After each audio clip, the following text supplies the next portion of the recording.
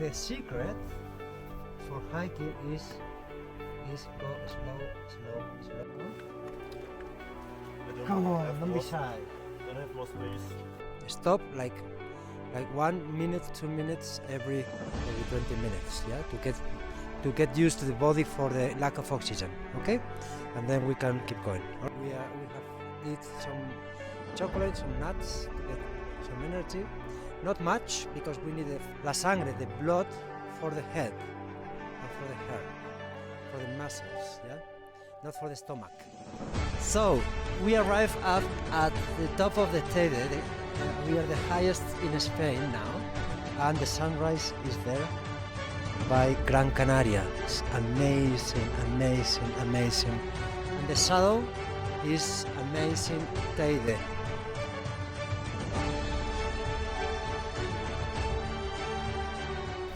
Alright, so we are here in parking of Montaña Blanca, 2,200 meters. It's 2:30 a.m. It's cold. It will be colder up there in the crater. But anyway, so the first 5 kilometers, as I said, is very easy. Is this path? It's like being in the desert, but very easy. It's not very steep. Okay. From here we will start to climb. It will be more steep. So in 1 hour, it will take like 1 hour. These 5 first kilometers. So 3:30 here. By 4:30 should be in Altavista Refuge. Okay, in the hut. 4:30, 5 a.m. more or less. And then from here we will see how are our legs. Maybe all of us, I'm pretty sure we will arrive here. Okay, all of us. Let's try to be all together, because it's at night. It's different during the day. Be patient. I know there are different speeds, but at least to the refuge we should arrive all together. Once we are in the refuge, we will decide who keeps going or who should go down. Okay, because from here it will be much difficult. At the height of 3,000 you will start to feel the lack of oxygen, so the effort will be double. Okay, the secret for hiking is go slowly and surely. It's not a race, it's a challenge, as Tom says, but it's not a race. Okay, so take our time, no rush. Okay, this is the secret. So and breathe. Yes, deep breathe. Okay, so from here it will start more difficult. Okay, so 5 here, we should be here by 7, 2 hours from the refuge to the peak. Okay, 7, 8 more or less, and then, as I said, it will be 3 hours to arrive again here to the van. So 11, 12 maximum we will be in the van. Okay, on we go. Thank you.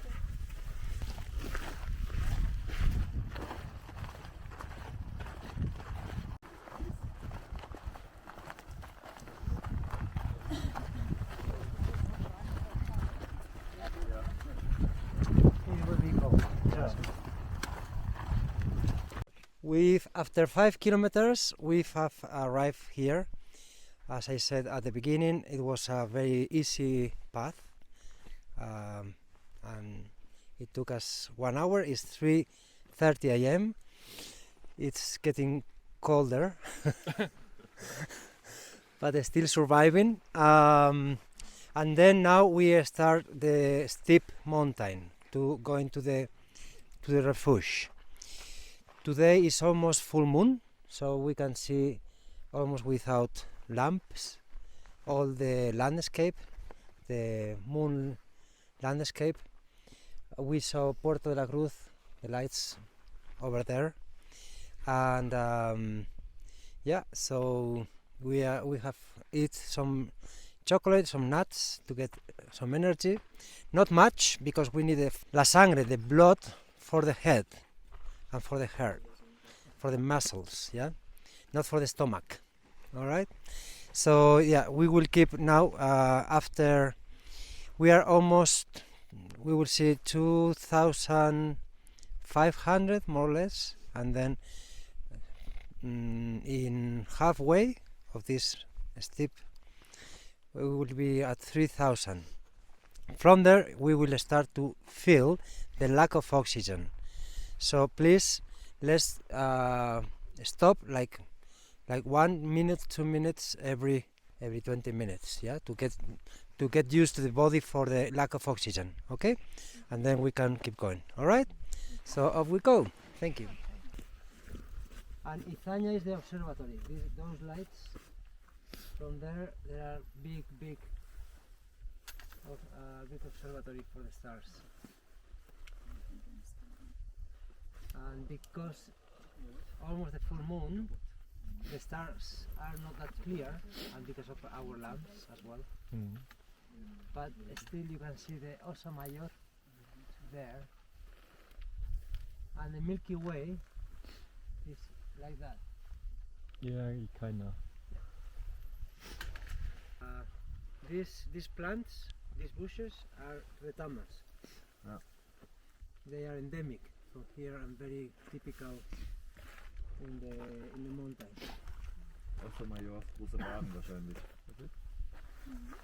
So retamas, we will find some margaritas as well on the way, and that's it.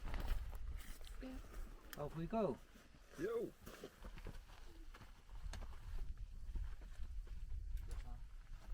So we arrived at the Refuge of Altavista at 3,000. You can see 3,260 meters.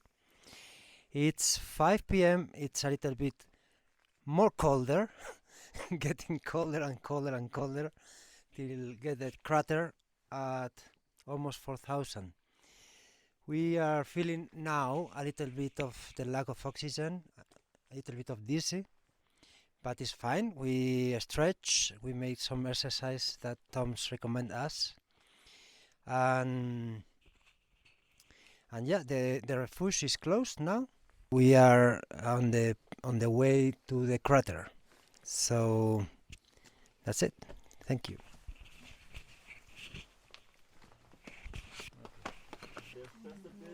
Viejo Altavista. Spanish omelette left, so. Now it is really steep. Please be aware where the steps, yeah? And stick together. Please. Yeah. Extreme attention on your steps. Yeah. It will be even more risky on the way down. But now it's gonna be not difficult, but a little risky. Please. So it's like 40 minutes. Oh, yeah. No, we have almost 1 hour. Yeah, I think it's good. Okay, so let's go slow, extremely slow.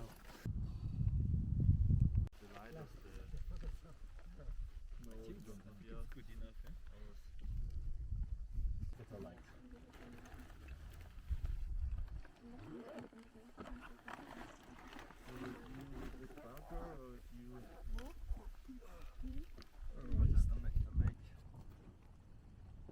That smoke is actually really hot steam.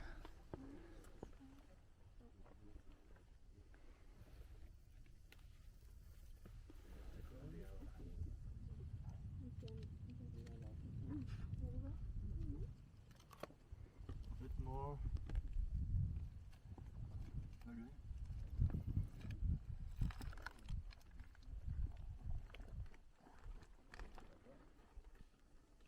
One, two, three.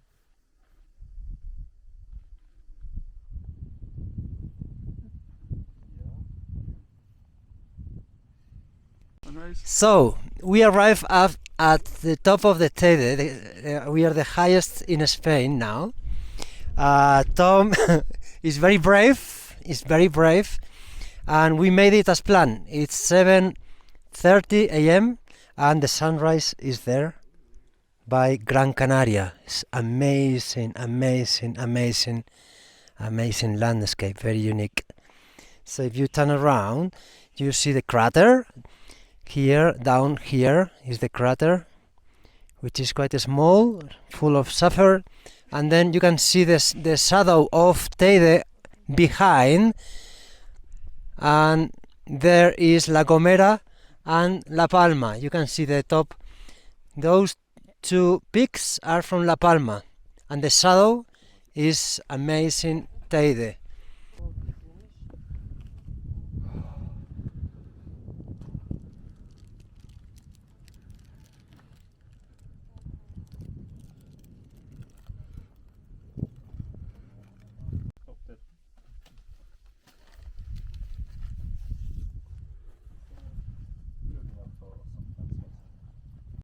So we are coming down from the crater, and there were some parts with the snow that made this excursion very special. It's not very normal to have snow from here to the crater, and it was really special. But we passed the trial, so it was very slippery, and now it's time for having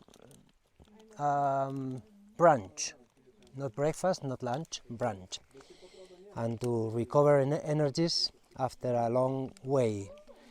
From here, from the Refuge of Altavista, from 3,260 meters, we only have like 2 hours maximum to get the parking of Montaña Blanca, and then we will finish the excursion. All right. Just let you know that all this area were very sacred, very respected, very important for the old Aborigines, like the Guanches, 5 centuries ago, before Colon arrived here to, because he stopped in Canary Island before going to discover America. That's why there's so much connection between America and Canary Island. Loads of Canarian people are living there, and loads of, for instance, Venezuelan people or people from Cuba are living here in Canary Island. So we have the traditions from them as well. We brought the cacao from America, coffee, bananas, tropical fruits. Anyway, we were talking about the Aborigines, the Guanches. So the Guanches were very here. They were very concerned about all this place and respected a lot Teide. They thought there was a dragon inside the Teide, and the dragon erupted balls of fire. Yeah. That's the tradition of the Guanches, and the dragon lives inside the Teide. They call him Chayofa. So that's the tradition of the Guanches, and that's the story. Chayofa. Basically. Ah, Chayofa. Chayofa, yeah. The dragon of Teide. And if you see there, we were talking about the cañadas at the beginning, and the cañadas were used only until 60 years ago. The last shepherd with the goats passed from the east to the west through Teide, through the cañadas. You see, all this way. In winter, they took all the goats and passed from Weimar, for instance, to Adeje, okay, but the last shepherd was there like years ago, and now there is a museum because everyone respected him a lot. And just a quick explanation about Teide, how the cañadas and how all this valley was formed. At the beginning, more than 100,000 years ago, here there was a big valley of loads of mountains around Teide, and Teide was not here. So the eruption was very strong, and then Teide erupted, and the rest of the mountains went down, and all the lava pushed all the land till all this valley. That's why down there is so plain. So is this mountain plain, and then all this valley is because it's like in a mountain, if you take sand on your hand and then you push with your hand like this, it will be the same effect of the lava of Teide, making all this valley. Okay, that was how it happens. And then over there is Pico Viejo, which is more new than Teide, and the last eruption was last century from Chinchero and arrived almost till Santiago del Teide. So Chinchero is like being in Mars. It's called Arenas Negras, and everything is like black. The only thing that survived there were the pines, because Canary pines, as some of you know, has a deep roots and a strong cord, so they resist fires. So there are lots of pines and no more vegetation, and everything is black. It's very special there in Chinchero. That's actually a volcano as well. Yeah. A volcano, the Chinchero. Exactly. I went there too. The volcano of Chinchero came from this area. It was the last one, and arrived till Santiago del Teide. There are very nice hikings there. Very nice. It's very special. You will not find this landscape in any place. And have the Teide behind. So you have the Teide and everything is black, and then you have the pines. There are some routes for hiking or cycling as well. Snowball fight in desert.